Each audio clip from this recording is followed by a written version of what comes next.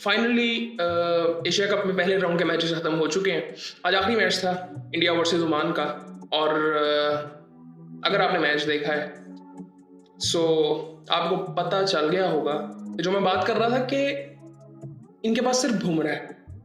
ये एक reality check India के लिए है। आज भी इन्होंने जो गलतियां की हैं उससे इनको खुद पता चल गया होगा। आज आपने इनकी शक्लें देखी होंगी, बॉडी लैंग्वेज बिल्कुल लो थी और हवाइयाँ इनकी उड़ गई थी जब ओमान बैटिंग कर रहा था।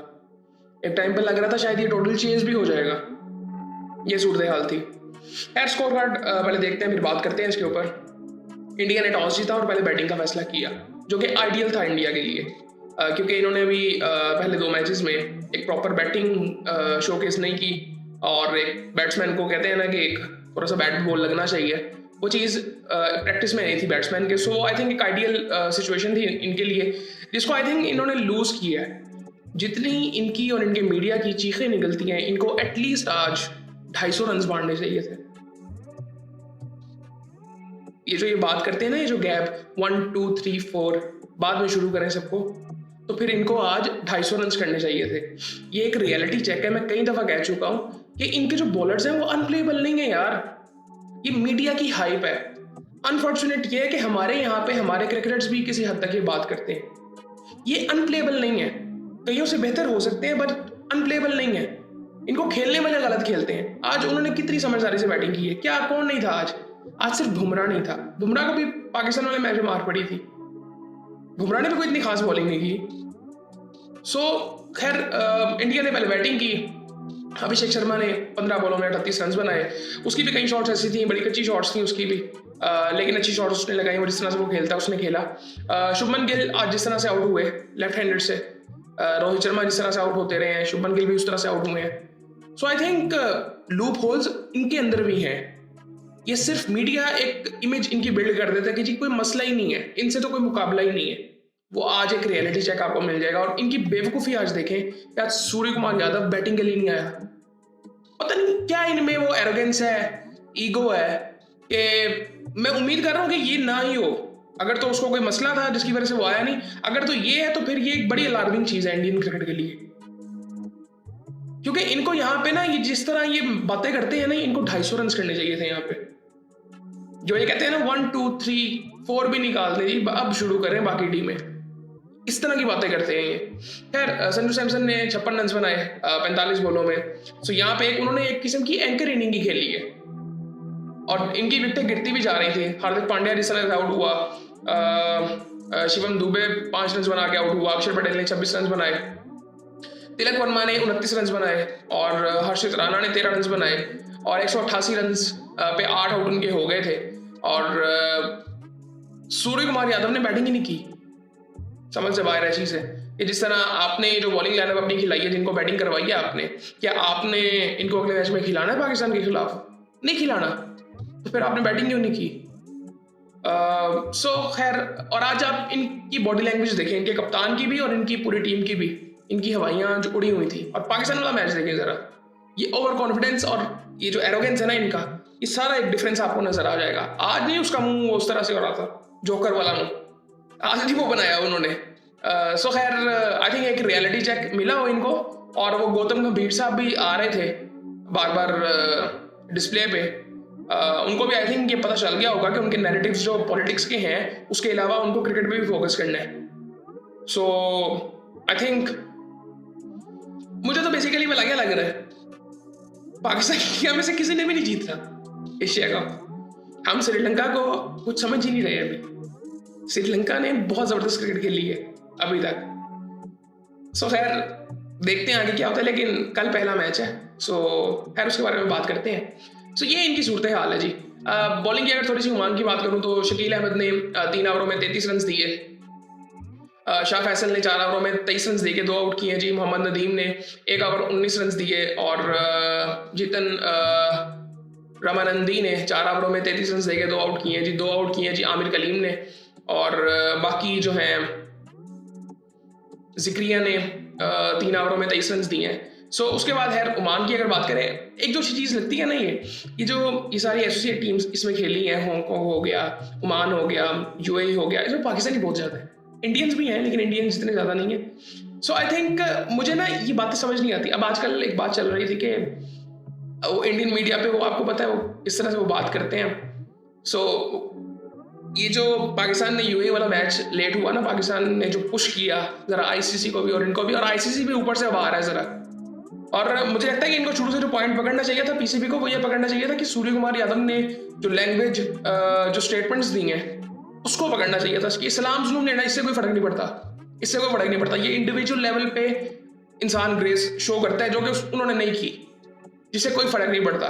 ये आईसीसी के रूल्स में नहीं है, आप जो मर्जी करें, ठीक है। आइडियली स्पोर्ट्स में ये होना नहीं चाहिए, बट ये इसमें कोई रूल्स नहीं है ऐसे।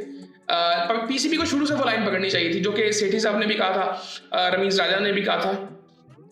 मुझे समझ नहीं आती, कॉमन सेंस वाली बातें हैं। पता नहीं अभी बात उस तरह से हुई थी कि नहीं हुई थी। अभी भी पीसीबी को आई थिंक जो इंक्वायरी भी हो रही है उसमें ये बात रेज करनी चाहिए कि जी वो स्टेटमेंट्स की बात करें और फिर मैच रेफरी को ये पूरी तरह से लेके जाते हैं। हमारे यहाँ पे ना काम ही अदा करते हैं। सो ये थोड़ा सा ध्यान रखना चाहिए हमें भी। आजकल हमारा फॉरेन डिप्लोमेसी पे बड़ा फोकस है। सो आई थिंक ये छोटी छोटी चीज़ें हैं जहाँ पे आपको अपनी रिस्पेक्ट का थोड़ा सा ध्यान रखना पड़ता है कि आप चीज़ें मैनेज किस तरह से कर रहे हैं। एक तो रियलिटी चेक पीसीबी को भी मिला होगा, जो उन्होंने एक बंदे को निकाला है अपने कि जी ये जो अपने बंदे आपने सियासत के लगाए होते हैं इनको काम को आता नहीं है। सो खैर उसके बाद इनकी अगर बॉलिंग की थोड़ी सी बात करूँ, इंडिया की कोई इतनी खास इन्होंने बॉलिंग नहीं की है। ये जो एंड में इन्होंने 3-4 आउट किए हैं ना, वो बेचारे आखिरी 3-4 ओवर रह गए थे, वो रन रेट हाई था, उस चक्कर में इन्होंने विकेटें दे दी। वरना ये जिस तरह से बैटिंग कर रहे थे ना ओमान वाले, बहुत जबरदस्त था। इनकी बैटिंग की थोड़ी सी बात करते हैं। जतिंदर सिंह ने 32 रन बनाए, थोड़ा सा इनको आई थिंक तेज खेलना चाहिए था, लेकिन आई थिंक लर्निंग कर्व है इनके लिए। 5 चौके इन्होंने लगाए लेकिन बहुत जिम्मेदारी से खेले। बड़े ज़बरदस्त शॉट्स इन्होंने लगाए थे। आमिर कलीम ने 64 रन बनाए। ये बंदा जब तक बैटिंग कर रहा था ना, तब तक लग रहा था कि इंडिया मैच हार जाएगा। जिस तरह से ये शॉट्स समझदारी से खेल रहा था, पूरी इनकी फील्ड के साथ खेल रहा था। कहाँ गई इनकी बॉलिंग जो ये बातें आजकल कर रहे हैं? कोई चक्कर नहीं है। कुलदीप भी था, अर्शदीप भी था, बुमराह सिर्फ बाइट था, उसकी भी कोई इतनी खास क्या कहते हैं परफॉर्मेंस नहीं थी रिसेंट टाइम्स में। सो खैर लेकिन वो अच्छा बॉलर है, हम सब मानते हैं उस चीज़ को। लेकिन ये एक रियलिटी चेक होना चाहिए और इंसान को ज़रा हम्बल रहना चाहिए। कर्मा पलट के वापस आता है और थप्पड़ आपको फिर मारता है अगर आप गलत करते हैं तो अब ये इंडिया के साथ वो हुआ है आज। और आप उम्मीद इस चीज़ की बिल्कुल रखें, ये जो बात ये की जाती है ना 1 2 3 निकाल दें बाद में बाकी टीमें शुरू करें, ऐसा नहीं होता। और मैं इन चीज़ों को कभी नहीं समझता कि जी आपकी बी टीम आप भेज दें, जी इस टीम से बी टीम खेलेगी, सी टीम खेलेगी। ए बी सी टीम कुछ नहीं होती, मुल्क का नाम साथ लगा है, आपकी टीम खेल रही है, हार हार है, जीत जीत है। सो खैर उसके बाद ये जो है हमाद मिर्ज़ा, इसने भी अच्छी इनिंग खेली। इसने जो 2-3 शॉट्स बड़े ज़बरदस्त लगाए थे और अच्छे स्ट्राइक रेट से बैटिंग कर रहा था। 150 प्लस के स्ट्राइक रेट से इसने बैटिंग की। और ये दोनों अगर एंड तक चले जाते हैं ना, अब आप इनकी फॉल विकेट्स देखें, पहली 56 पे गिरी, दूसरी 149 पे गिरी है। अब 149 पे जब गिरी तो इनका 18वां ओवर था। इनको थोड़ा सा पहले ना रन रेट अपना थोड़ा सा बेहतर करना चाहिए था। अब बाकी जो बैट्समैन आ रहे थे उनको थोड़ा सा टाइम चाहिए था। हालांकि उनमें से भी जो एंड बैट्समैन आए थे उन्होंने अच्छी शॉट्स लगाई थी। सो इसने इन्होंने किसी तरह 167 कर लिया। और बॉलिंग भी अगर थोड़ी सी बेहतर करते, बॉलिंग इन्होंने ओवरऑल वैसे बेहतर की है मेरे ख्याल से। बॉलिंग बहुत बेहतर की है ओमान ने, बहुत समझदारी से बॉलिंग कर रहे थे। और वो अब तो अपनी बेवकूफ़ियाँ कर रहे थे इंडियन टीम। मुझे समझ नहीं है कि वो कर क्या रहे, करना क्या चाह रहे थे आज, एक्सपेरिमेंट्स। और ये टीम ये बात करती है कि जी हमें तो एक्सपेरिमेंट्स की ज़रूरत ही नहीं है। किस चीज़ की एक्सपेरिमेंट्स आप कर रहे थे? मेरी समझ से बाहर ये चीज़ है। सो उसके बाद अगर इनकी बॉलिंग की इंडिया की थोड़ी सी बात करें, कोई ज़रूरत ही नहीं है, कुछ है ही नहीं बॉलिंग में। ये जो एंड पे 2-3 आउट इनके हुए हैं, एक आउट शुरू में हुआ था, बाकी जो एंड पे 1-2 आउट हुए हैं वो उन्होंने खुद दिए हैं। वो रन रेट के चक्कर में वो शॉट्स खेल रहे थे। एक कैच उसने अच्छा पकड़ा था पांड्या ने, अदरवाइज बाकी को इतना खास कुछ नहीं था। 4 आउट इनके हुए थे। ये एक अलार्मिंग सिचुएशन तो है इंडिया के लिए। आज इंडियन मीडिया भी ज़रा थोड़ा सा हम्बल हुआ था और ये चीज़ें होनी चाहिए जनरली।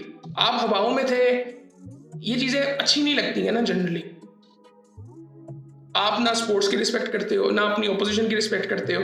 और इनमें मैं समझता हूँ कि आज थोड़ी सी ग्रेस हो ना, तो ज़रा उनको ज़रा अप्रिशिएट करने उनके ड्रेसिंग रूम में चले जाएं। और ये एक बात चल रही थी कि जी पाकिस्तान तो चाइल्डिश बिहेव कर रहा है, ये कर रहा है, वो कर रहा है, थूका हुआ चाट रहा है। आप लोग क्या कर रहे हैं? इनकी आपको समझ आई है बात? मोहसिन नकवी एसीसी के चेयरमैन, वहाँ पे हैंडशेक हुए, सलमान आका से भी हैंडशेक हुआ था, ठीक है, जो प्रेस कॉन्फ्रेंस पहले हुई थी वहाँ पे।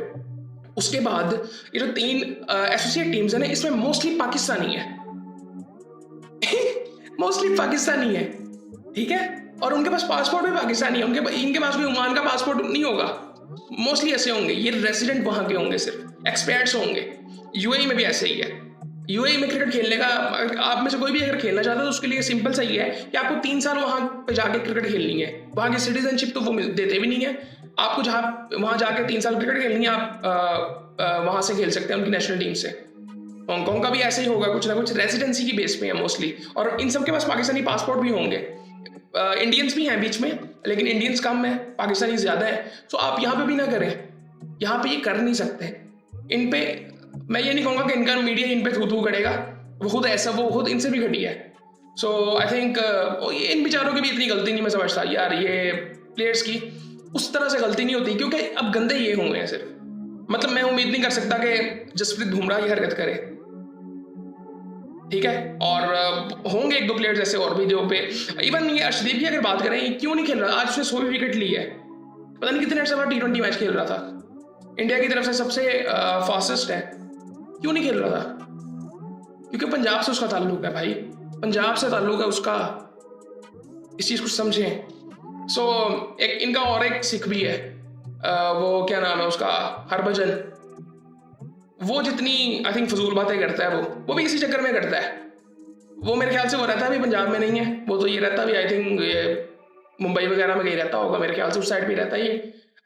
सो आई थिंक जाहिर बात है, इनके कारोबार कैसे चलेंगे, फिर इनकी नौकरियां कैसे चलेंगी, ये तो काम ही नहीं कर सकेंगे। ये जो बातें आपको ये सुनने को मिल जाती है ना पंजाबियों से, इंडियन साइड की मैं बात कर रहा हूँ, वो लोग रहते हैं पंजाब में, इस वजह से वो थोड़ी बहुत बात करते थे, और वहाँ पे हुकूमत भी एक सिख की है। सो इसीलिए उनके वो जो अभी चीफ मिनिस्टर हैं पंजाब के, उन्होंने भी ये बात रेज भी की थी कि यार अगर तुम लोगों ने इस तरह की हरकतें करनी है तो लोग मैच ही ना खेलो, ठीक है। तो वो उन्होंने भी बात ये रेज की थी। सो आई थिंक इस तरह की फजूल सी बातें चलती रहती हैं। ये टूर्नामेंट सारा आई थिंक बेरा गर्क किया इंडिया ने। खैर परसों पाकिस्तान इंडिया का मैच है दोबारा, तो देखते हैं क्या होता है, लेकिन इंडिया अब जरा सीधा होके आएगा, हाथ नहीं मिलाएंगे मेरे ख्याल से, नहीं करेंगे, क्योंकि अब ये मिलाएंगे तो अब ये और बदनाम हो जाएंगे। अब क्यों मिलाया भाई, ठीक है, लेकिन मैंने जिस तरह आपको बताया कि मोस्टली टीमों में तो पाकिस्तानी है, ठीक है, और खैर इनको और भी मिर्चें लग रही हैं, क्योंकि आजकल काफ़ी चीज़ें ऐसी हो रही हैं इंडियन मीडिया में जनरली आई थिंक वो मिर्चें उनको लग रही हैं कि पाकिस्तान जिस तरह से foreign diplomacy, foreign policies Pakistan की इतनी बेहतर, ये अब क्यों हो रही है, और ये टाइमिंग का भी एक इशू है कि मतलब एक तो बिल्कुल एक्सपोज हुआ है इंडिया, और अब उसका नुकसान इंडिया को इस तरह से हो रहा है कि इंडिया के साथ कोई खड़ा ही नहीं हुआ कभी भी पिछले कुछ टाइम में, कोई बिल्कुल स्ट्रेट फॉरवर्ड ये किसी ने नहीं बात की कि हम इंडिया के साथ खड़े हैं, कोई भी नहीं था ऐसा। सो अब खैर आजकल काफ़ी बातें हो रही हैं, वो चीज़ें चलती रहेंगी, लेकिन स्पोर्ट्स में इतनी पॉलिटिक्स घुस गई है कि अब डेली बेसिस पे पॉलिटिक्स डिस्कस होती है। ये एशिया कप ऐसे चल रहा है, और ये मुझे बड़ा अनफॉर्चुनेट लगता है, क्योंकि ये मकसद नहीं है स्पोर्ट्स का। सो खैर ये चीज़ें चलती रहेंगी। उसके बाद थोड़ा सा देखते हैं कि ज़रा आगे क्या सूरत हाल है। जल्दी से अगर मैं आपको थोड़ा सा बताऊं, कल जी बांग्लादेश वर्सेस श्रीलंका का मैच है, और 7:30 बजे मैच शुरू हो जाएगा पाकिस्तान टाइम के मुताबिक, और फिर 21 को इंडिया पाकिस्तान का मैच है, फिर 23 को पाकिस्तान श्रीलंका का मैच है, 24 को बांग्लादेश इंडिया का मैच है, फिर बांग्लादेश पाकिस्तान का मैच है जी 25 को, 26 को इंडिया श्रीलंका का मैच है, फिर 2 टीमें जो फाइनल जो टॉप पे होंगी वो फाइनल में चली जाएंगी। सो मुझे लगता है एक तो टीम श्रीलंका है, दूसरी पता नहीं कौन सी है, लेकिन कोई पता नहीं, पाकिस्तान इंडिया भी जा सकती है, लेकिन ये अभी परसों वाला मैच काफ़ी इंपॉर्टेंट है। सो आई थिंक ये रियलिटी चेक मिल गया होगा। मैं हमेशा कहता हूँ क्रिकेट में कभी भी ऐसे नहीं होता कि आप ये नहीं कह सकते कि जी हमें कोई हरा ही नहीं सकता, आप इस तरह की बातें नहीं कर सकते। T20 में तो बिल्कुल भी नहीं कर सकते, कोई भी जीत सकता है, ये उस दिन पे डिपेंड कर रहा होता है कि वो दिन कैसा है। 10 आउट करने हैं भाई सामने वाली टीम ने, ये चीज़ें समझनी चाहिए। सो आई थिंक काफ़ी लंबी फिर वीडियो हो गई है, आजकल वाकई लंबी वीडियोस बन रही हैं, 14-15 मिनट की वीडियोस हो जाती हैं, लेकिन ये सूरत हाल है। कल अब अच्छा मैच होगा, कल भी, परसों तो हो गई, और उम्मीद कर रहे हैं पाकिस्तान परसों बेहतर करे।